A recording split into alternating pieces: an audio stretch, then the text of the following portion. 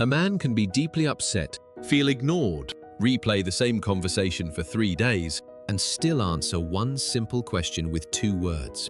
I'm fine, but often something stranger is happening. The silence is not empty. It may be carrying anger, fear, shame, confusion, exhaustion, and one desperate wish not to make the situation worse. So why do many men go quiet precisely when something matters most? Why can a man discuss engines, politics, football, business, or the fictional history of an entire video game universe, yet struggle to say, "That hurt me"? The answer is not that men have fewer emotions. It is that many men learn to treat emotion like dangerous cargo. They feel it, they carry it, they simply do not know where they are allowed to put it. Imagine a man sitting at a dinner table with someone he loves. Something happened earlier. Maybe a joke embarrassed him. Maybe a promise was broken. Maybe he felt dismissed, compared, controlled, or taken for granted.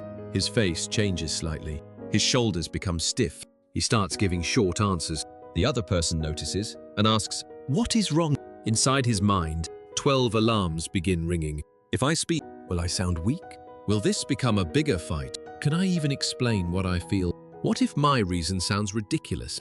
What if I say it badly and hurt someone? What if I start talking and cannot stop? From the outside, he appears cold. From the inside, he may be standing in an emotional control room where every button is flashing red. This is the first important clue. Silence is not one behavior with one meaning. It can be avoidance. It can be fear. It can be an attempt to calm down. It can be punishment. It can be confusion. It can even be a clumsy form of care. And because all these kinds of silence look almost identical, people often respond to the wrong one. They see a locked door and assume nobody is home. But sometimes the house is crowded. To understand how that door became locked, we need to go backward. Picture a young boy falling in a playground. His knee hurts. His eyes fill with tears. Before he can understand the feeling, someone may tell him, "You are okay." That sounds comforting, but sometimes it means stop showing that you are not okay. Later, he becomes frightened and hears, "Be brave." He feels hurt and hears, "Toughen up." He loses something important and hears, "Do not cry." No single sentence creates an emotionally silent adult. Research does not show that every boy receives the same training. It does show that emotional expression develops within a social context, and gender differences change depending on age, situation, and the emotion being expressed. The lesson is often delivered without words. A boy cries and the room becomes uncomfortable. He becomes angry, and at least people understand what category he is in. Sadness may attract awkwardness. Fear may attract teasing. Anger, however, can look powerful. So the emotional system begins making a practical calculation. Do not show the feeling that lowers your status. Show the feeling that protects it. This does not mean anger is fake. It means anger can become the public spokesperson for a crowded private meeting. Behind "leave me alone" may be "I feel rejected."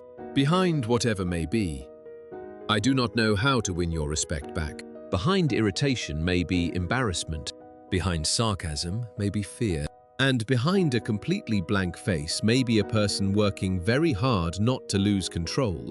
But here is the stranger part. After enough years of hiding feelings, a man may not simply refuse to describe them, he may genuinely struggle to identify them. Psychologists use the word alexithymia for difficulty recognizing and describing emotions. There is also a research concept called normative male alexithymia, which focuses on emotional limitations that can develop in some men through restrictive gender socialization. It does not mean men are born emotionally defective. It means a skill can remain underdeveloped when it is rarely encouraged or safely practiced. Think of emotion like color. A person with a rich emotional vocabulary may see crimson, scarlet, rose, and burgundy. A person with little practice may see only red. In the same way, one man may recognize disappointment, loneliness, jealousy, humiliation, uncertainty, and grief. Another may only recognize good, bad, angry, and the mysterious fourth category, known as tired. Ask him what is wrong, and he searches his mind. There is pressure in his chest. His stomach feels tight. His thoughts keep circling. He knows something is happening, but asking him to explain it immediately is like asking someone to describe a painting while the lights are off. So he said, "Nothing," not because nothing exists, because nothing has been translated yet. However, missing emotional vocabulary is only part of the mystery. Many men know exactly what bothers them and still choose silence. Why? Because speaking can feel like surrendering control. Imagine growing up with the belief that your value comes from being useful. You solve problems, you carry weight, you stay calm, you protect people. You do not become the problem. Then one day, the problem is inside you. You feel insecure about work. You are jealous. You are lonely in your own relationship. You need reassurance.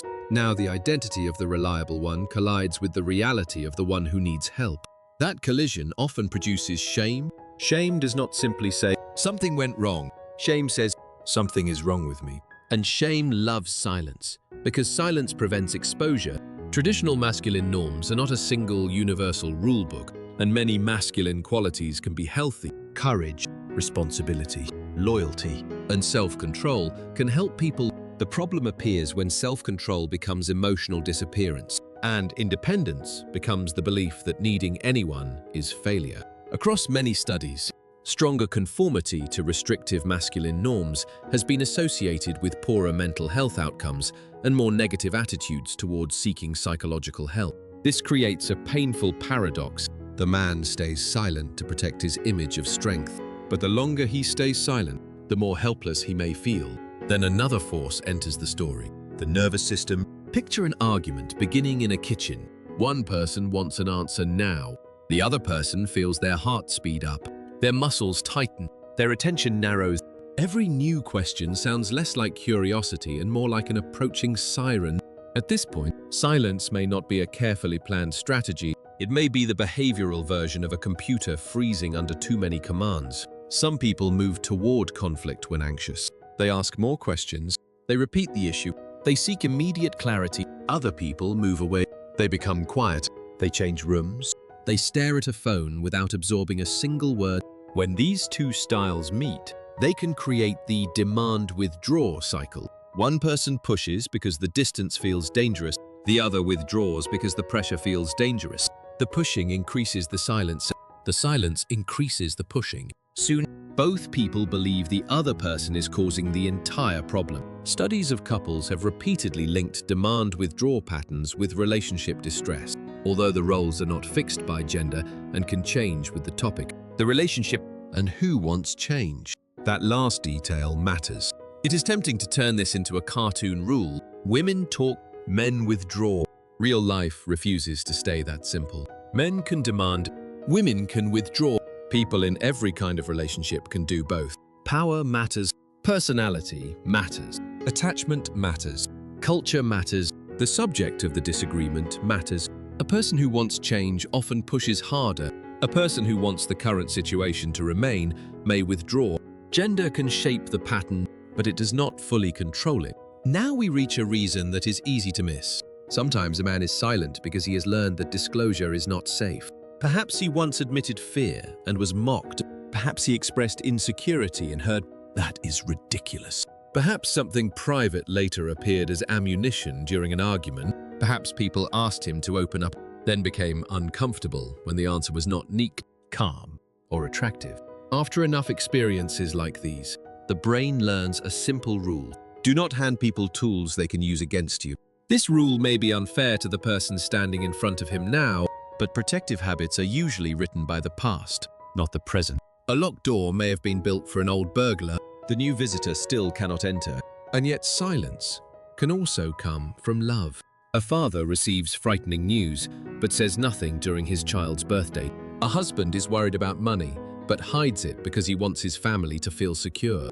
A friend is grieving, but avoids the subject because everyone else already seems overwhelmed. The belief is, if I keep this inside, nobody else has to carry it. That can feel noble. Sometimes temporary restraint is wise. Not every emotion must be expressed immediately, publicly, or dramatically. But when protection becomes permanent secrecy, it stops reducing the weight. It merely concentrates the weight inside one person. And suppressed emotion does not simply vanish.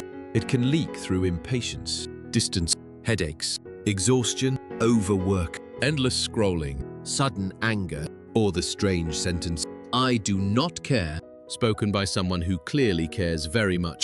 Research on everyday emotional suppression has linked it with costs such as greater fatigue, depressed mood, lower feelings of acceptance, more interpersonal distance, and lower relationship satisfaction. Experimental work has also found that suppressing visible emotion can disrupt communication and increase physiological stress during interaction. But this does not mean the solution is to release every feeling the moment it appears.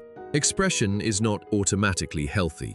Throwing anger across a room is not emotional intelligence. It is emotional delivery without packaging. Research on social outcomes suggests that different forms of expression have different consequences, and anger expression can be especially damaging when it becomes hostile or uncontrolled. The real skill is not simply talk more, it is noticeable, name, regulate, and communicate in that order. First, notice the signal. My chest is tight.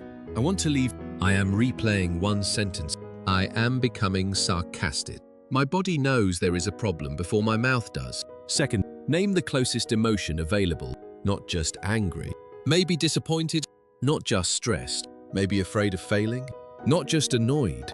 Maybe unimportant. Third, regulate enough to stay present. That may mean slowing the conversation, taking a walk, breathing, writing a few sentences, or asking for a short pause. But a healthy pause includes a return. I need 20 minutes and then I will come back. Without a return, a pause feels like abandonment. With a return, it can become emotional responsibility. Finally, communicate the experience without turning it into a weapon. When that happened, I felt dismissed. I am worried that I am not enough. I want to explain this, but I need time to find the words. For someone trained to equate vulnerability with danger, they can feel like stepping onto a stage without armor. What can the other person do? Start by treating silence as information, not a verdict. Do not automatically assume that quiet means indifference, but do not romanticize it either. Silence can hurt people. Stonewalling can become controlling. Refusing every conversation can make a relationship emotionally impossible. Understanding a behavior does not mean accepting unlimited damage from it. The goal is to identify which kind of silence is happening. Is this person calming down or escaping accountability? Do they need time or do they never return? Are they struggling for words or using silence to punish?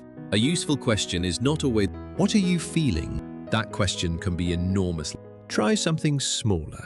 Did you feel disrespected? Are you more worried or angry? Do you want me to listen, help solve it, or give you time? Specific choices can turn an emotional fog into a visible path. Tone matters too. If every attempt to speak is met with interruption, ridicule, diagnosis, or a courtroom-style cross-examination, silence will quickly look safer. Emotional honesty grows where imperfect sentences are allowed. A man may begin with the wrong word. He may tell the story through facts before reaching feelings. He may explain what happened for 10 minutes before finally saying, "I felt small."